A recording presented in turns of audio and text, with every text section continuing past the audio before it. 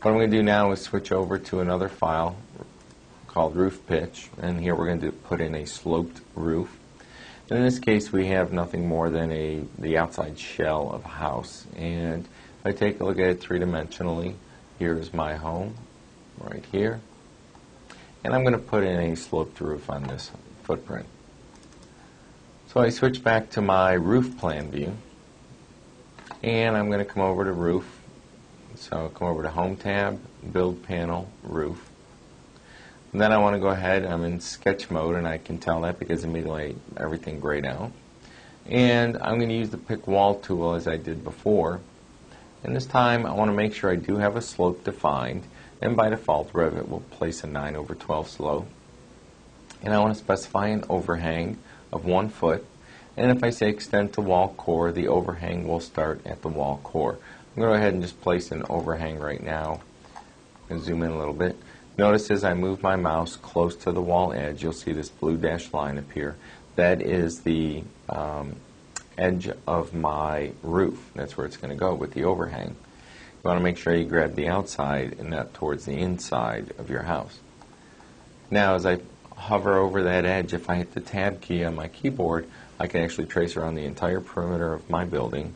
Click once with the mouse. I've now placed the very boundaries of my roof. I'm going to go ahead and hit the green checkbox. We'll come back and take a look at those symbols here shortly. It says, would you like to attach the highlighted walls to the roof? The highlighted walls are the ones in blue. That's what's highlighted. And Revit recognizes that those are going up to the roof, and so it's prompting us whether to highlight them. Now in this case it'll attach all of them. And if I want to attach them, great. If there's a few I want to detach, I can detach them manually. Otherwise, I'll say no, I won't attach any of them, and then I'll pick the ones that I do want to attach. In this case, I'm going to attach all of them, so I'll click yes. Now when I switch to a three-dimensional view, you can see we've got this sloped roof on our house. But let's go ahead and place some gable ends on our roof. So I'm going to go back to my roof plan view. I'm going to touch this roof object. You'll see right up at the top there it says Edit Footprint, so I do want to edit the footprint. And what I want to do now is I want to select this line, which has a roof pitch of 9/12. Whenever I see this little right triangle next to my roof edge, I know that this edge has a pitch on it, or a slope. So I select it, and I'm going to uncheck Define Slope.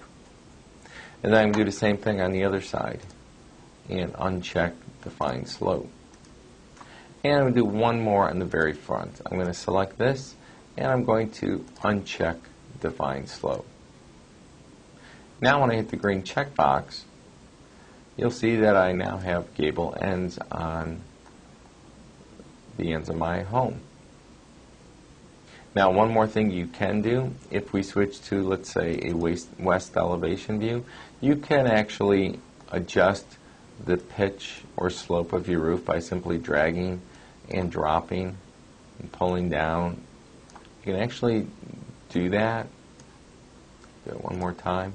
But you want to be a little careful. You don't want to go too crazy with it, because you should go back and adjust it so that you have a logical slope to it for the contractor.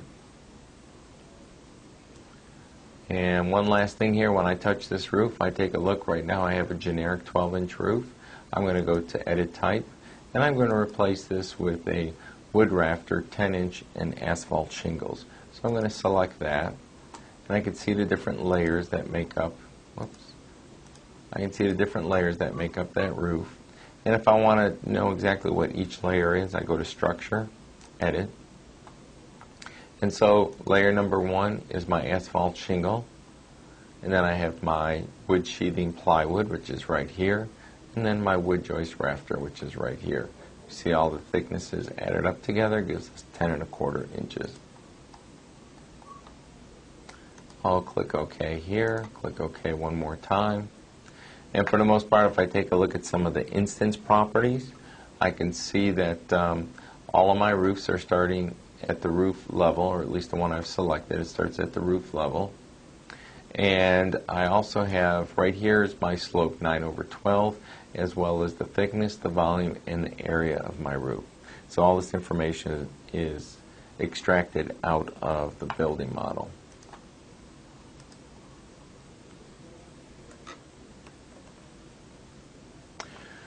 So we looked at roof by footprint, and I explained roof by extrusion and by face. We created a boundary. We looked at a roof family and type, looked at the overhang, and then we created a flat roof and a sloped roof. As far as the building section, let's look at that really quickly here. Let's go to the first floor plan view. I do have a building section. I'm going to go ahead and select it. We can see the roof, and if I come right here, I can see here's my wall with the outside finish layers, and here's my roof with my wood sheathing and asphalt shingles on top.